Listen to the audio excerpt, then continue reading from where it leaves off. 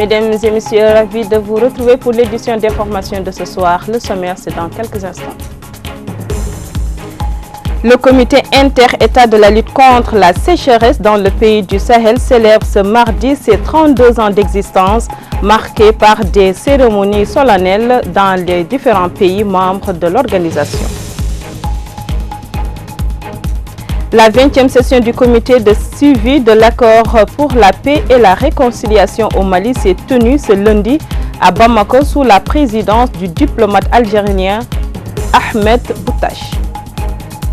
Dans cette édition, nous ferons un focus sur le mini-sommet africain sur la situation en Libye tenu ce week-end sous l'initiative du président congolais Denis Sassou Nguesso qui a appelé les protagonistes de la crise libyenne à privilégier l'intérêt supérieur de leur pays.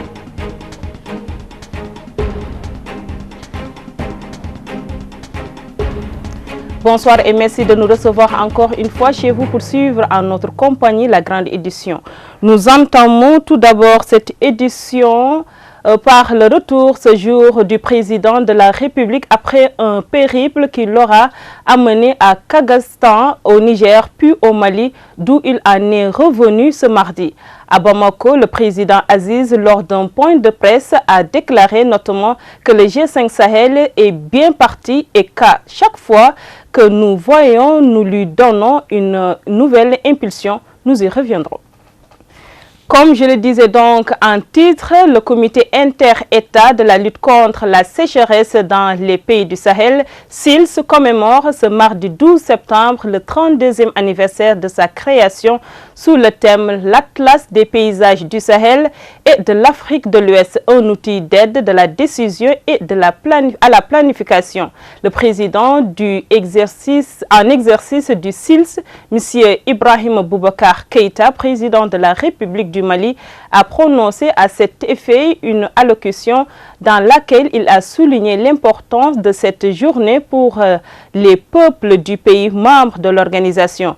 Nous vous proposons un aperçu substantiel de sa déclaration avec Mohamed Chenan. Dans cette allocution solennelle adressée à tous les pays membres du comité inter-État de lutte contre la sécheresse dans le Sahel, et dont la Mauritanie en est bien évidemment un des principaux acteurs fondateurs.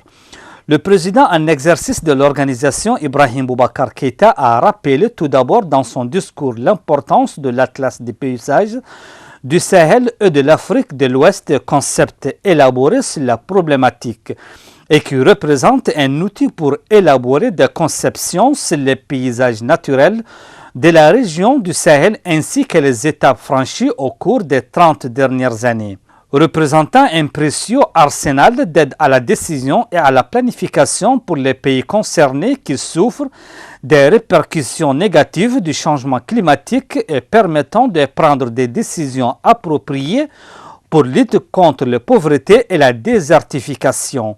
Il poursuit en ces termes. Le 12 septembre de chaque année, la communauté sahélienne célèbre la création de son organisation sous-régionale, le SILS. La 32e journée du SILS, commémorée cette année, est placée sous le thème « Utilisation et occupation des terres », l'Atlas des paysages du Sahel et de l'Afrique de l'Ouest, un outil de planification et d'aide à la décision. Ce thème d'actualité constitue une préoccupation de notre institution commune, à savoir le SILS, car il occupe une place importante dans le développement agro-sylvo-pastoral des zones rurales. Cette problématique revêt également une complexité accrue en raison des nombreux conflits locaux et même interétatiques que peuvent entraîner les mouvements de migration économique et les transhumances transfrontalières. Ibrahim Boubacar Keïta a aussi souligné l'intérêt que représente l'organisation, le SILS pour l'action en vue de relever le niveau de vie des populations rurales dans ces pays, appelant leurs gouvernements respectifs et les partenaires au développement à œuvrer davantage et à investir dans ce pays pour transcender les phénomènes dans la sécheresse et de la désertification, à agir pour améliorer les conditions de vie des populations sahéliennes et à les sécuriser sur le plan alimentaire, avant d'ajouter ce qui suit. Cette question de l'utilisation et d'occupation des terres a suscité une réelle préoccupation au niveau régional. Elle s'est traduite par des réflexions et des initiatives telles que la célébration le 15 juin 2017 à Ouagadougou de la Journée mondiale de lutte contre la désertification. Cette rencontre de haut niveau a été marquée par l'appel lancé par les ministres africains en direction de la communauté internationale afin de promouvoir des partenariats pour réhabiliter 10 millions d'hectares de terres dégradées et créer 2 millions d'emplois liés à l'exploitation durable des terres pour les jeunes, les femmes et les migrants. En outre, ils ont demandé aux pays africains de créer les conditions nécessaires au développement de nouvelles opportunités d'emploi en identifiant les sites où l'accès à la terre peut être renforcé et les droits fonciers sécurisés. Il est bon de noter que le programme de célébration de la journée du SILS au niveau de la Mauritanie a été illustré ce mardi par la tenue de réunions au niveau des administrations concernées par la sécurité alimentaire, la production agricole et la protection de l'environnement animé pour l'occasion pour le conseiller chargé du SILS, M. Mohamed Ould Nemine. Restons toujours au Mali pour un tout autre sujet, cette fois-ci ayant trait à l'aspect sécuritaire et à la cohésion sociale. En effet, la 20e session du comité de suivi de l'accord pour la paix et la réconciliation du Mali, CSA, s'est tenue dans l'après-midi du lundi à Bamako. Les travaux étaient dirigés par le président du CSA, le diplomate algérien Ahmed Boutache.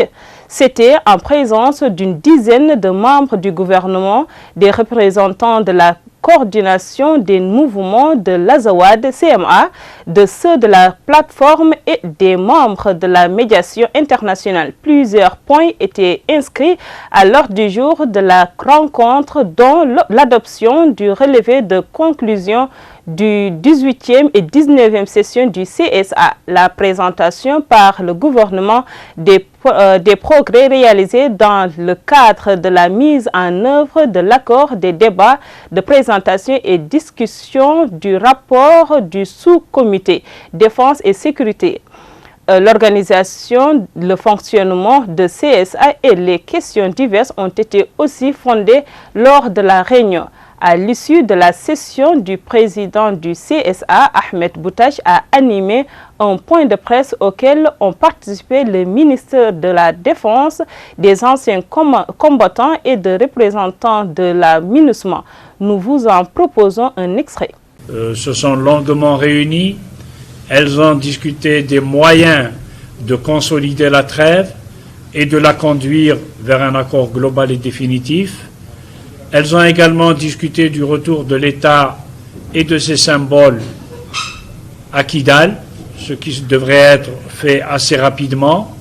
Les discussions en cours à ce sujet devraient être parachevées dans les tout prochains jours, d'ici peut-être 3, 4, 5 jours maximum, et en donnant le temps dans l'intervalle à la CMA et à la plateforme qui ont besoin d'approfondir les discussions à l'interne, chacune de son côté, et ensuite entre elles. Donc aujourd'hui, nous sommes très franchement dans une situation où la paix est vraiment l'élément dominant qui cristallise tous les efforts et qui obtient la plus large adhésion possible. Donc il ne faut pas du tout être surpris si dans les tout prochains jours des événements heureux se produisent en ce qui concerne encore une fois la consolidation de la coopération, de la réconciliation entre les frères maliens et, chose très importante, le retour de l'État malien et de ses symboles à Kidal. Le président vénézuélien Nicolás Maduro a effectué ce lundi une visite officielle de 24 heures en Algérie avec au menu la question du pétrole, dossier sensible pour les deux pays producteurs et une rencontre incertaine avec son homologue Abdelaziz Bouteflika. Le programme officiel ne fait pas mention d'un entretien autant pour moi entre les deux chefs d'État, mais des responsables de la présidence ne l'avaient pas exclu expressément non plus. Précision avec Habi Sissoko. Monsieur Maduro a atterri tard dans la nuit à Alger sur le chemin de retour d'Astana où il a participé à un sommet de chefs d'État de l'Organisation de la coopération islamique OCI et au titre de président en exercice du mouvement des pays non alignés. Il a été accueilli par le président du Sénat, Abdelkader Ben Salah, deuxième personnage de l'État avec qui il s'est entretenu à la mi-journée puis déjeuner selon le programme officiel. Ce programme ne mentionne aucune autre activité avant un dîner officiel en soirée en présence du Premier ministre Ahmed Ouyahia. L'Algérie et le Venezuela, tous deux membres de l'Organisation des pays producteurs de pétrole, OPEP, souffrent de la chute depuis 2014 des prix du pétrole qui fournit environ 95% de leurs devises aux deux pays. La baisse du brut a fait fondre d'environ 45% les réserves de change de l'Algérie en 3 ans. Le Venezuela est de son côté englué dans une grave crise économique aggravée par de récentes sanctions américaines. C'est la deuxième visite de M. Maduro en Algérie où il s'était déjà rendu en janvier 2015 pour une visite axée sur le pétrole. Son prédécesseur Hugo Chavez avait effectué 4 visites officielles à Alger. Mais à ce jour, Bouteflika, 80 ans, est affaibli par les séquelles d'un accident vasculaire cérébral AVC survenu en 2013 et son état de santé est source de constantes spéculations en Algérie. Il n'a fait depuis le début de l'année que de rares apparitions publiques et a reçu très peu de dignitaires étrangers. Outre les relations bilatérales, M. Maduro et ses interlocuteurs algériens aborderont notamment la situation du marché mondial des hydrocarbures et ses perspectives, a indiqué la présidence algérienne dans un bref communiqué. Toujours au sujet du Maghreb, mais transposé dans un décor situé en plein centre de notre continent au Congo, où une réunion du comité de l'Union africaine sur la Libye, la 4e du genre, a eu lieu ce week-end à Brazzaville. Elle s'est déroulée dans le maréchal Haftar, mais avec le Premier ministre libyen Fares El-Sarraj en présence de l'émissaire spécial de l'ONU pour la Libye, Rassam Salamé. Une réunion qui a mis en lumière la volonté de l'Union africaine de peser de tout son poids et de ne plus être tenue à l'écart des autres interventions extérieures sur le dossier. Analyse de cette rencontre plutôt génocidaire avec Fatim Fall. À l'Union africaine, on se défend d'indexer qui que ce soit, mais le message est clair. Son destinataire aussi, Emmanuel Macron, doit apprendre à associer ses partenaires africains. Par courtoisie et par élégance, il aurait dit associer en juillet ceux qui travaillent déjà sur le sujet. Personne ne peut travailler seul, insiste un des organisateurs de la réunion de Brazzaville.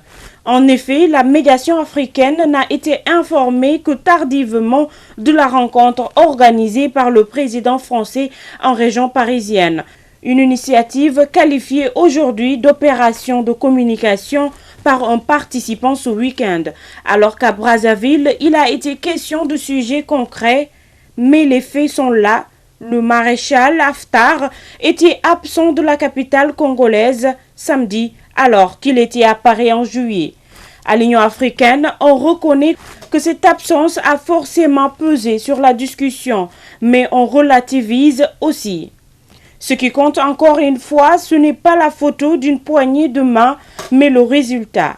L'Union africaine, dont la médiation peine encore à convaincre, compte obtenir rapidement des avancées.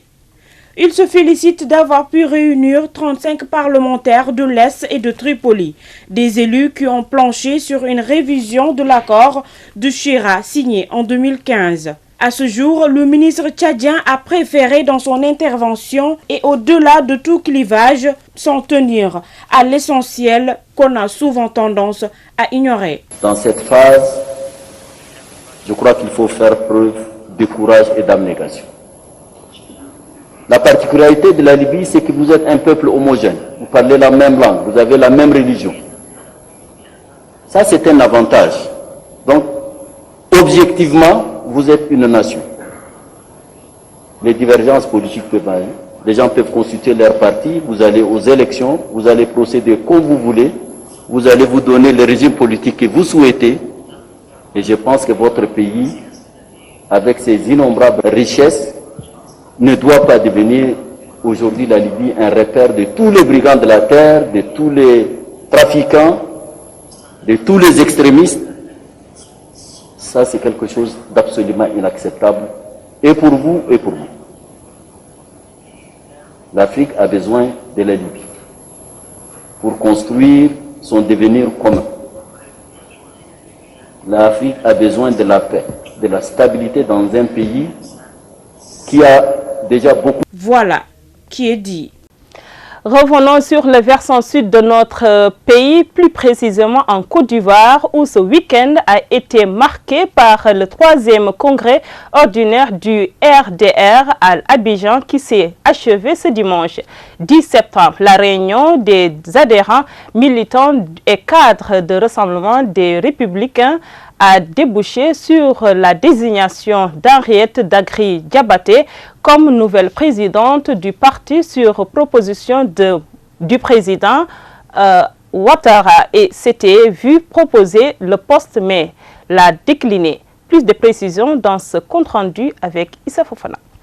Après 2 jours de travaux intenses de réflexion, les militants du Rassemblement des Républicains ont encore réservé un accueil chaleureux à leur leader, porté 2 fois de suite à la tête du pouvoir d'État depuis 2010, mais qui, selon les congressistes, continue d'incarner l'icône nationale du RDR. Raison pour laquelle une motion spéciale, lue par un des militants, le plébiscitant pour sa reconduction. C'est donc avec un avis favorable que le président Alassane Ouattara a accueilli cette motion spéciale. La décision que j'ai prise est de vous proposer, en qualité de président du RDR, Madame le professeur Henriette Dagri Diabaté.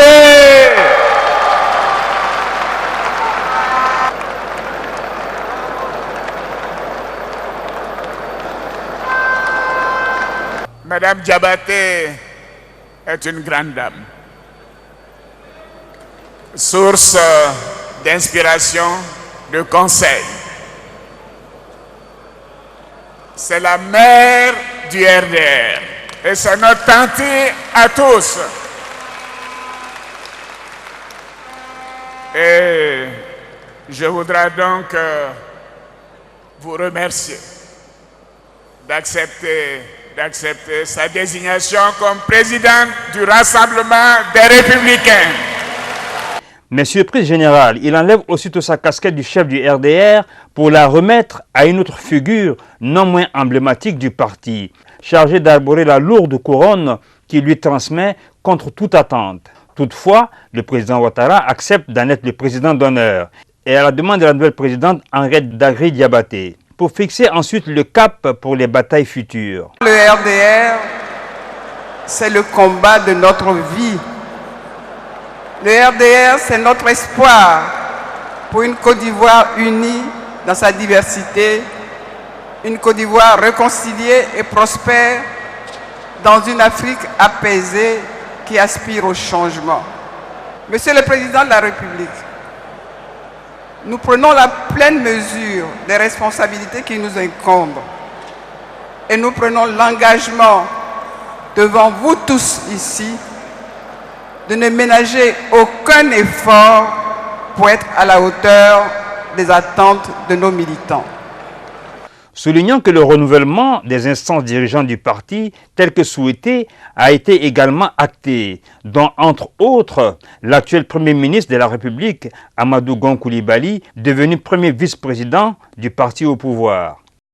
La Fondation du Sahel pour la défense des droits de l'homme et l'appui à l'enseignement et l'enrichissement de la paix sociale a lancé une campagne de sensibilisation, laquelle englobe un recensement des enfants nécessiteux, une aide en matière d'enseignement. Brahim Ould Bilal, président de la Fondation, dit que la campagne s'étendra sur une semaine pour retisser l'ensemble des communes de Nouakchott en vue de et d'aider 1000 enfants de Nouakchott dans diverses écoles. Son promoteur, à notre micro, donne l'esprit de cet engagement civique.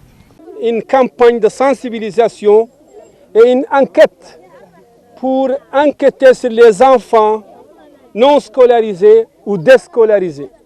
Les enfants qui n'ont jamais été scolarisés pour une raison ou une autre, ou les enfants qui étaient à l'école et qui sont sortis aussi pour une raison ou une autre. Nous avons l'ambition de visiter au niveau de Nouakchott 1500 familles pour pouvoir trier 1000 enfants que la Fondation Sahel cherchera à intégrer dans les écoles privées les plus proches. Et pour cette raison, nous allons lancer aujourd'hui cette campagne et cette enquête. Les enquêteurs sont là, vous les voyez en jaune.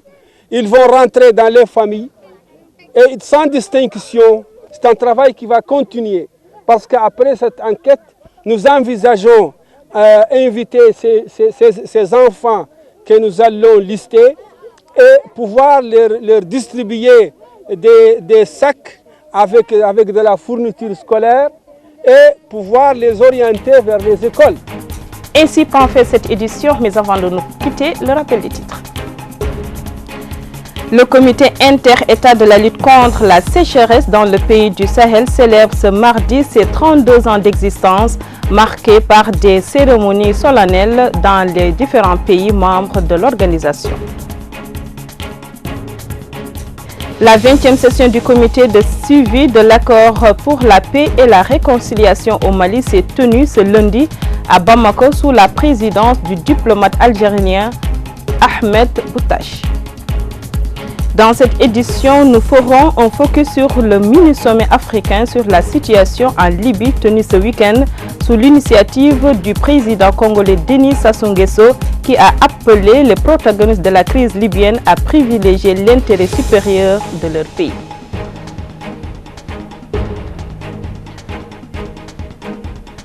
Nous voici au terme de cette édition que j'ai pris le plaisir de vous présenter. Merci de votre aimable attention et à bientôt sur votre chaîne préférée pour d'autres informations. Au revoir.